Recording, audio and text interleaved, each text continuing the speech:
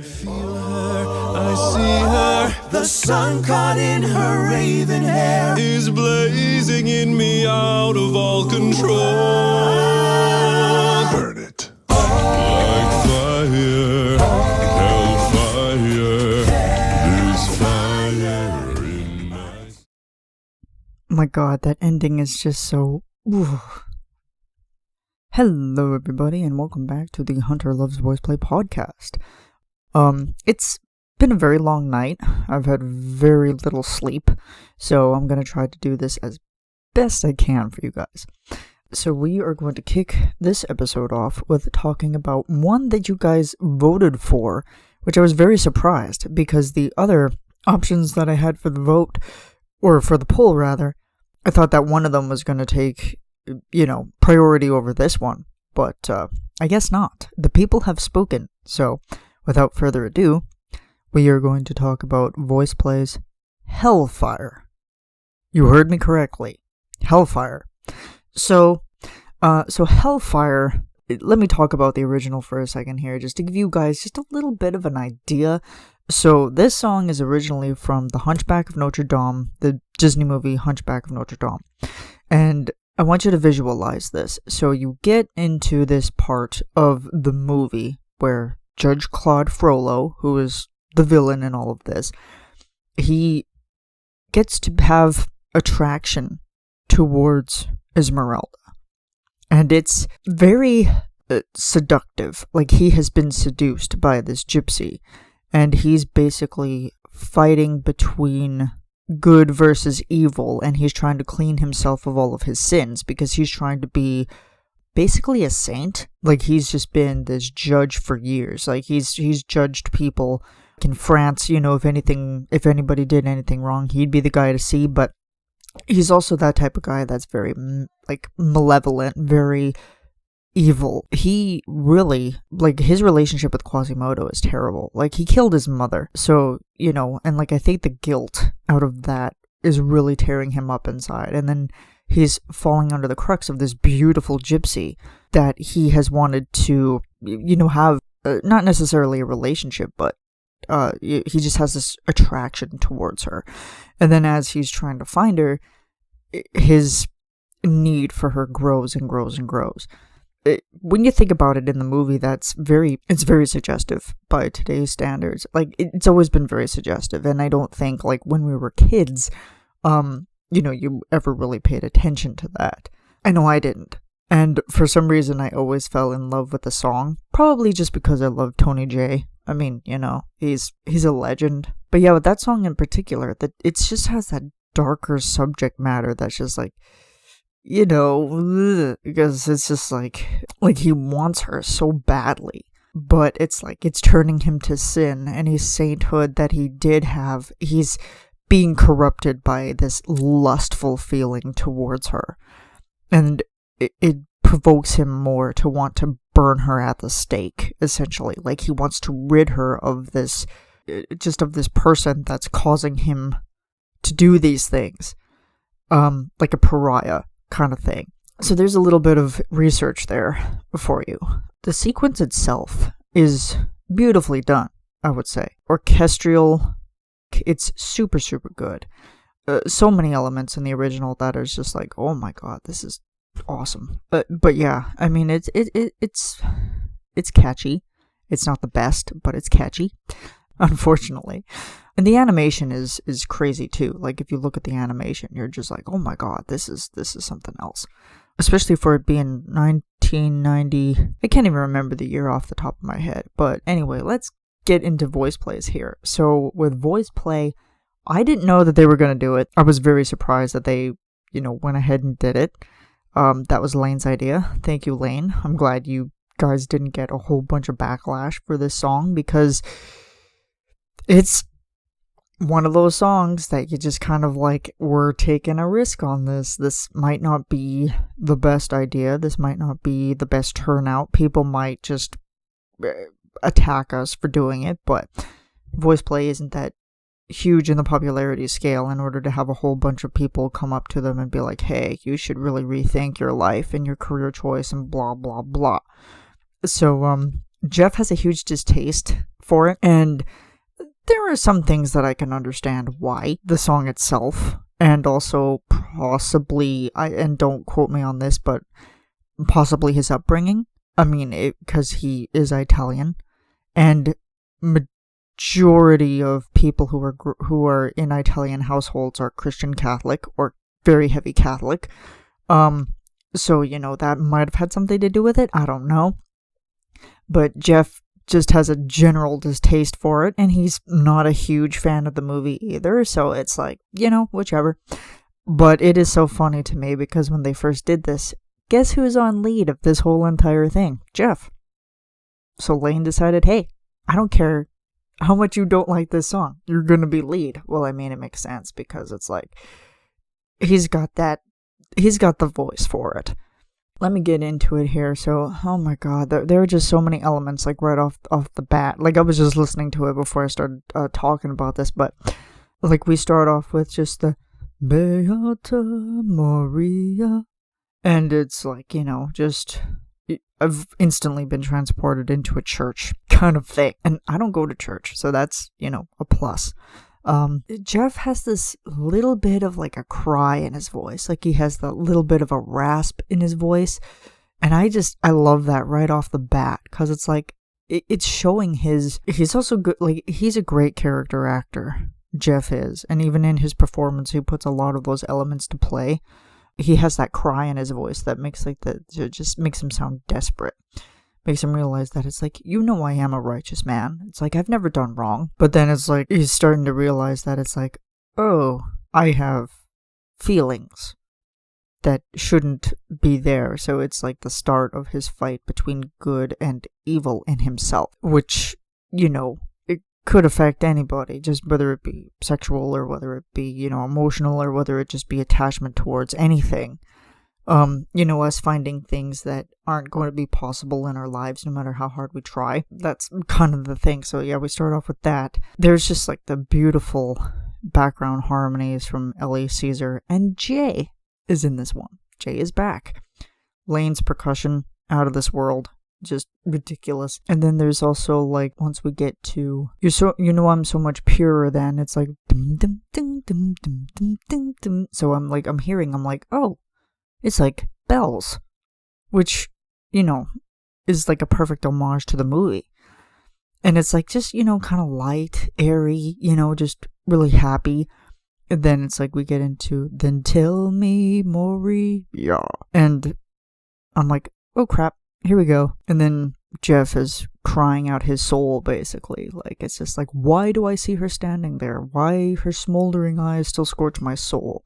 And he has that cry in his voice that is just, it's like he carries it on, and I'm like, yes, just keep it going there, buddy, you're doing great. And then like we also have the Latin in the background, like da da da da da da. So I'm just gonna use DAWs instead of that. I feel her, I see her. And I don't know, something about how Ellie and them say the sun caught in her raven hair is just, it's gorgeous. Is blazing in me out of all, and Jeff is like, control, like he's just at the top, and it's like he holds it for a couple minutes, and you hear like just like whoa in the background, because it's like it's building up to this moment, and then you hear burn it, and then Jeff's bass line is just all over the place. We're in the muddy waters of, the Amazon or something like that. Like, it's just, it's brutally good. And like, we're into Hellfire, Dark Fire, this fire in my skin. I love how Jeff is looking at his hands throughout the whole thing, because he's like, I'm feeling something. Like, what is this? And then like there's Ellie in the background. You're hearing like this fire in my skin. Like, he's just there. This burning desire is turning me to sin, and we're in subharmonic territory. And Lane's percussion picking up at this specific part, I'm in love with, because it's so vicious, and it's just kind of like angry. And we get into, it's not my fault, I'm not to blame, ooh, It is the gypsy girl, the witch who sent this flame. And Ellie is on that part, which, you know, is just perfectly fitting because you need somebody who has the ability to get up to that part of the range. And then there's one of my favorite parts right here. So there's Jeff, Jay, and, well, Ellie and Caesar, I believe. And they're all saying, like, Mia Mai Sima Kupa. And I'm just like, oh my god. Because, like, they're all in the baritone range, right? So it's like, oh god. I replayed that part over and over and over because I was just like, I just love this. And Caesar is in his lower register too, because when he says they make the devil so much stronger than a man, he's in his lower register. And I'm like, oh, there we go. Because he's on, he made the devil so much stronger than a man, Maxima Koopa. And then Jay has his moment, which I'm kind of sad. I'm kind of sad that they didn't have him have more solo moments in this, but what can you do? You know, you gotta work with what you got. So it's, protect me, Maria. Don't let this siren cast her spell. Don't let her fire sear my flesh and bone. Then we have Ellie with Destroy Esmeralda. I'm not even gonna attempt that because my voice would just crap out on me. And it's so many, like, different transitions between, like, Ellie, Jeff, Ellie. So we have Jeff with, like, and let her taste the fires of hell. Oh my god. You heard that, right? And then or else let her be mine and mine alone. But it's like, it's so much higher. So much higher. Then we get into the part of the movie where the guard comes in and he lets Frollo know that it's like she's disappeared. So that's Ellie's voice. But it's Tony who's the actor.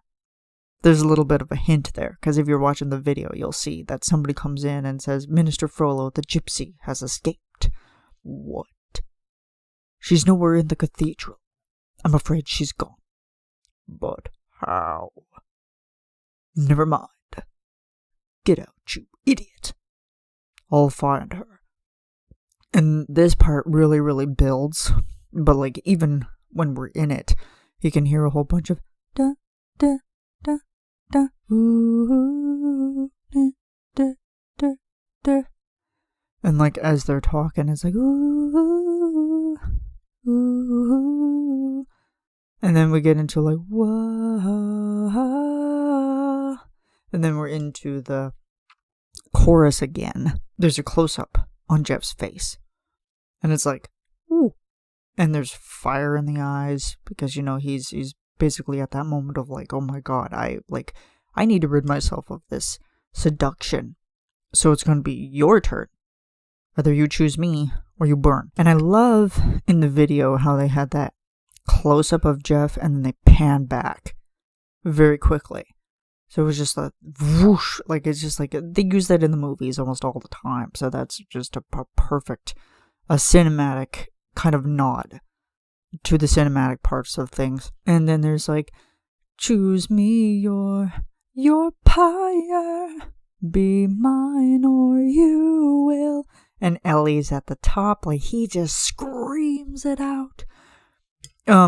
Oh, and I should go back to Jay's moment for a second, because there is a lot of arpeggios happening from Mr. Castellucci. Like, while he's singing his part, you're just like, and I'm like, oh, dude, like, just stop. And then so we get into Be Mine or You Will Burn, and then we slow down a little bit, and Jeff is at God Have Mercy on Her. It's a lot deeper, obviously. And then God Have Mercy on Me. And then this is like my favorite part right here. When this released on Patreon, I was like, oh my god, is he gonna do it? He's not gonna do it. Like, they're gonna have Ellie or somebody do it, right? Not that I had no faith, like, not that I didn't have faith in Jeff for this particular moment. But he says, like, but she will be mine or she. And, like, then he's like, will. And, like, he's just, like, pulling it up. And I'm like, come on, buddy. You got this. And then belting out of Burn. And he carries it on for, I don't know how many bars, It was a while. And then it's like, I wasn't expecting the second repeat of this. But then he kind of just has that rock moment, which I absolutely loved. I'm like, okay, Jeff, go off with your bad self, man. But there's one thing that confuses me. It's not in the karaoke, but it is in the video. But I'm trying to figure out, because like when Jeff goes, she will burn, the second time, I hear somebody else saying burn with him. It sounds almost like Caesar. I could be wrong, but it's not in the karaoke. I thought it would have been, but it's not there. So, it makes it really difficult to just kind of figure out who has said that. And then we get down into she will, and then burn is in the depths of hell, honestly. Like, he ended this song in the depths of hell. In the fires of hell, essentially. And then you just hear that boom. And like, it's been like a Voiceplay thing. Like, they just have always put that in at the end, just that kind of like boom. But also, in this one too, I find it interesting because I think it's right before the Latin part. Like in It's Not My Fault, but you hear like this stomp. You hear 3 stomps right before it, and I'm like, whoa, like hang on. It's beautifully done. Like they always just do so good. And like, I was like, this is treading the waters a little bit, because this one is very, it's just a song that a lot of people don't necessarily agree with, that people don't necessarily like, but a lot of people are like, I don't really care for it, but at the same time, it's like, I like it. So, I mean, it is what it is with people, People are gonna have their likes and dislikes. But, yeah, it's beautifully done. I mean, I think they did good for an a cappella version of that song in particular, because it's not easy, and I wasn't expecting them to have Jay on it. That was the thing. Like, I was like, oh, I was not expecting him to be there, but it worked out great. The behind the scenes is, oh my god, they're goofballs. And I think Jeff, throughout the whole entire day, he was just like, kill me now. Like, don't make me do this anymore, because it's driving me crazy. So much dancing. Oh my god. Oh my lord. But they did really well, and the lighting on the set too is gorgeous, because it's got kind of that bluish hue and the orangey hue. And if you look at the album, at the artwork for the single, I gotta call it a single because it's not an album, it's a single. It's beautifully done too. So it's like the blue is good and the the orange is evil. So it's like, that's really good touch there too. So yeah, Lane, perfect arrangement. Jeff, star of the show. And there's 3 generations of baritones in there too. Lane, Jay, and Caesar. That blew my mind when I figured out about it. It's like, there's 3 generations of baritones. And I'm like, what? And then I look and I'm like, let me say that again. What? But how?